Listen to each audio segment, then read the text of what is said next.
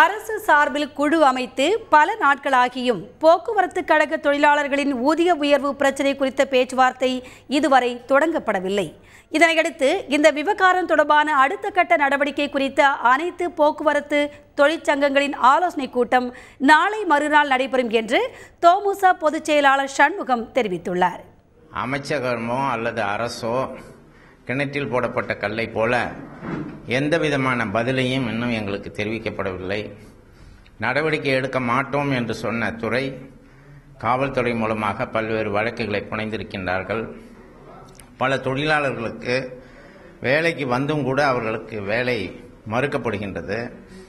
ஆளுங்கட்சியினுடைய தொழிற்சங்கத்தின் நடவடிக்கையினால் பல பேர்களுக்கு இந்த போஸ்டிங் மாற்றுவது போன்ற நடவடிக்கையில் ஈடுபட்டு கொண்டிருக்கின்றார்கள்.